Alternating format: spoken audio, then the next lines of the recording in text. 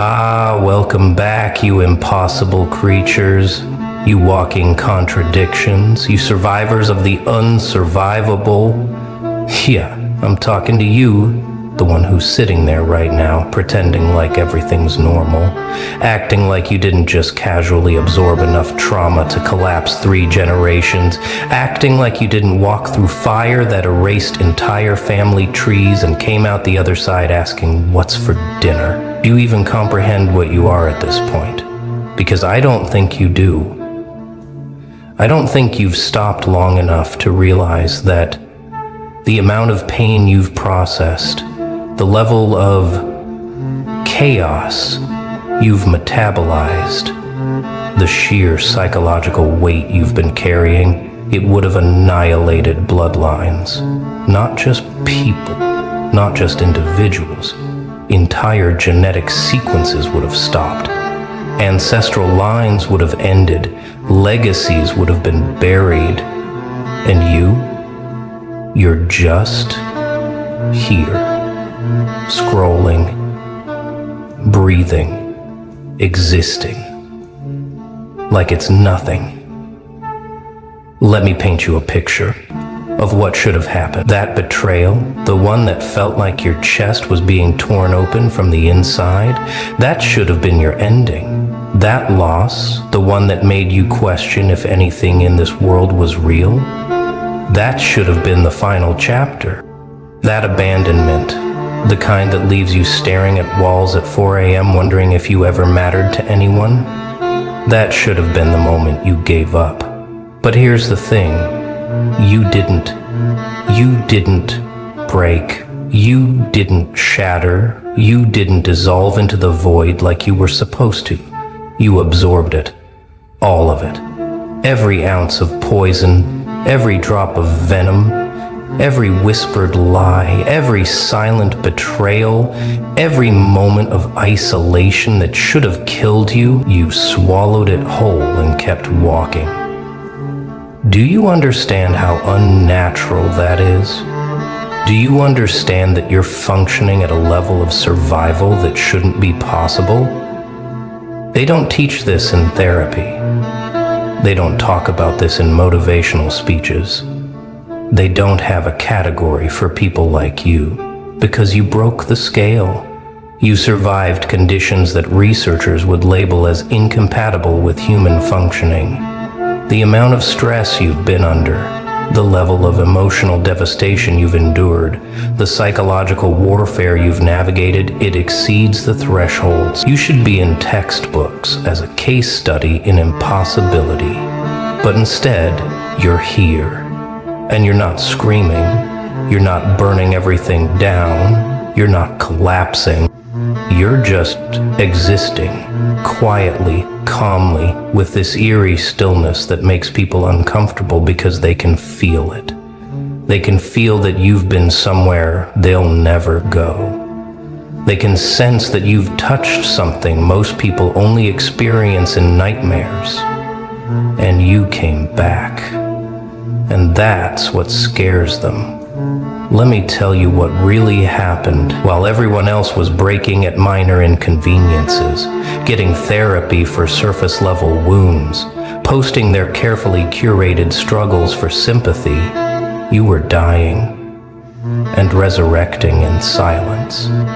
You were going through transformations that should have required decades of healing, multiple interventions, endless support systems. But you had none of that. You had you. Just you. Alone in the dark. Processing horrors that would have sent others into permanent shutdown. And somehow you metabolized it. You turned suffering into something else. Not wisdom, not enlightenment. Something darker, something more dangerous.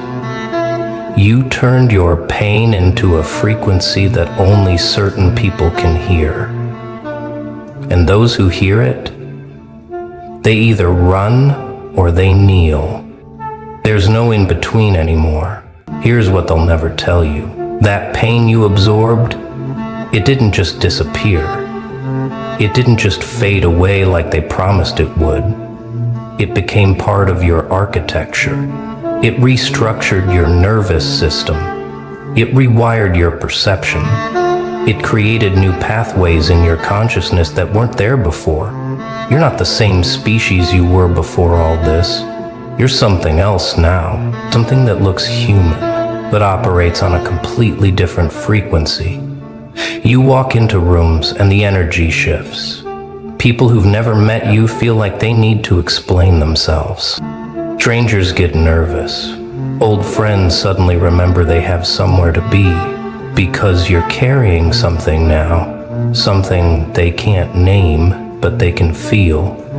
You're carrying the weight of extinctions that never happened. You're walking around with the gravitational pull of collapsed timelines.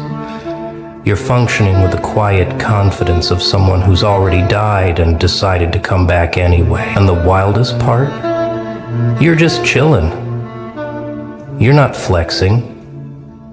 You're not broadcasting your survival story. You're not writing books about your journey. You're not selling courses on resilience. You're just existing, going to work, making coffee, having conversations, like you didn't just casually survive an apocalypse that was specifically designed for you, like you didn't just walk through a personalized nightmare that would have ended dynasties. They look at you and they think you're normal. They think you're fine. They think you're just another person navigating life. They have no idea. They have no idea that you're operating on reserves that shouldn't exist. They don't know that you're running on fuel sources that science hasn't discovered yet. They can't comprehend that you've tapped into survival mechanisms that most humans never access. And you let them think that. You let them believe you're just like them. Because explaining what you become would require a language that hasn't been invented yet. You want to know what happened to the others who went through what you went through? They're not here. Some are medicated into oblivion. Some are in facilities. Some disappeared into addictions that never ended. Some are still in therapy trying to process year 1, while you're out here on year 5 just living. Some gave up. Some are still giving up. And that's not a judgment. That's just the reality. What you survived wasn't meant to be survived.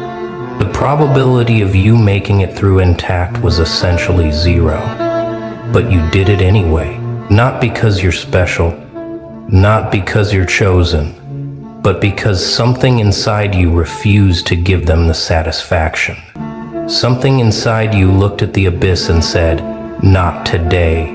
Something inside you decided that if you were going to go through this nightmare, you were going to come out the other side as something they couldn't define. Let's talk about what they expected to happen. They expected you to crumble. They expected public breakdowns. They expected social media meltdowns. They expected you to beg for help, to cry for mercy, to show them that you were just as fragile as everyone else. They wanted to see you broken because it would validate their own weakness. They wanted to watch you fail because it would justify their own limitations. They were waiting for the moment you'd crack, the moment you'd prove that no one can really survive that level of pain. But that moment never came. They burned, they burned, they burned, and they burned, and they burned. You just kept walking, you just kept processing, you just kept transmuting poison into whatever the hell you needed to keep existing. And every day you didn't break was another day they had to face the uncomfortable truth that some people are just built different. Some people metabolize darkness like it's oxygen. Some people turn devastation into fuel, and you're one of them. Now we need to address what's really going on. You're not healing.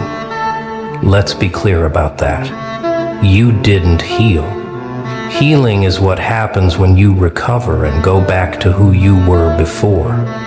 You didn't do that. You can't do that. Because who you were before doesn't exist anymore. That version of you died multiple times. You buried them. You mourned them. You said goodbye. What you did was something else entirely. You evolved under pressure that should have killed you. You adapted to conditions that weren't compatible with human consciousness. You became something new, not better, not worse, just different. Fundamentally, irreversibly different. You're operating with a nervous system that's been through extinction-level events and came out functional. You're walking around with emotional architecture that was rebuilt in the dark with no instructions. You're existing with a psychological framework that was forged in temperatures that melt normal people. And somehow, you're stable. Not perfect, not undamaged, but stable in a way that shouldn't be possible. Here's what makes you dangerous now. You don't react anymore. That's the part that unnerves people. They throw their usual manipulation tactics and you just look at them. They try their guilt trips and you don't flinch. They attempt their emotional blackmail and you remain unmoved because you've been to places they'll never see. You've survived conversations with your own darkness that would shatter their entire worldview. You've sat in silence so heavy it had gravity, and you came out of it coherent. So when they try their little games, their petty dramas, their manufactured crises, you just observe, you watch, you process, and you make decisions from a place they can't access, because you're not operating from hope or fear anymore. You're operating from something colder, something clearer, something that was tempered in fires they'll never know. And that makes you unpredictable. That makes you uncontrollable. That makes you free. Let me tell you what's really happening in your presence now. People feel judged, even when you're not judging them. They feel exposed, even when you're not looking at them. They feel uncomfortable, even when you're being perfectly pleasant. Why? Because you're walking proof that their excuses are just that, excuses. You're living evidence that survival is possible, even when it shouldn't be. You're breathing confirmation that the human spirit can endure things they've convinced themselves are insurmountable. Your mere existence is an indictment of their weakness, and they hate you for it. Not openly, they won't say it, but they do. They hate that you're still standing. They hate that you're not a cautionary tale. They hate that you absorbed nuclear-level devastation and came out functional, because it means they could have too. It means their breakdowns were choices. It means their surrender was optional, and they can't face that. So they avoid you, they ghost you, they keep you at arm's length. Not because you're difficult, but because you're a mirror. And they don't like what they see in that reflection. To be lonely, because that's the price, isn't it? You survived what would have erased bloodlines, but you survived it alone. You walked through that fire without a guide, without support, without anyone who can understand what you were experiencing. And even now, even after you've made it through, you're still alone. Because how do you connect with people who live on the surface when you've been to the depths? How do you have casual conversations when you've had conversations with the void? How do you care about their problems when you've solved problems they can't even comprehend? You can't. You just can't. And that's not arrogance. That's not superiority. That's just reality. You're speaking a different language now. You're operating on a different frequency. You're existing in a different dimension of experience. And most people, they just can't meet you there. They don't have the equipment. They haven't been through the initiation.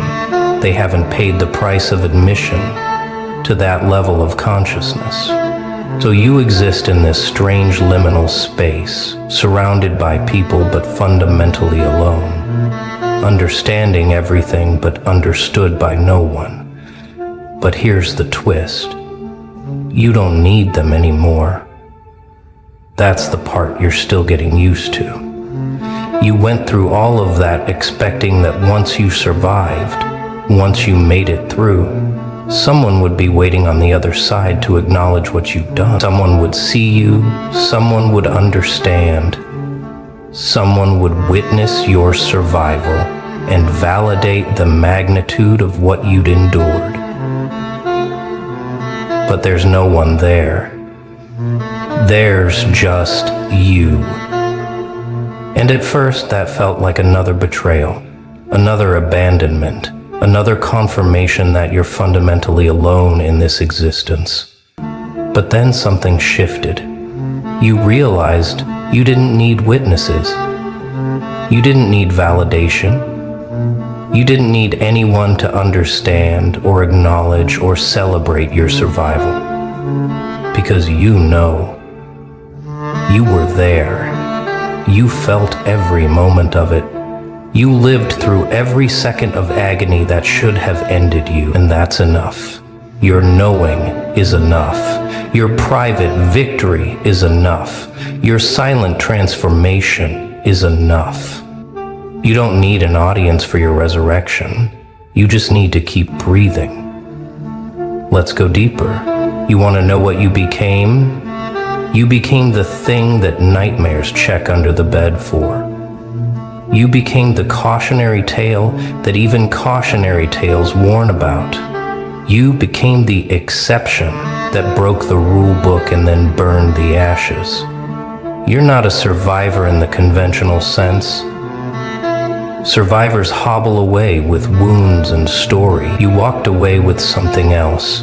You walked away with a capacity for endurance that borders on the supernatural.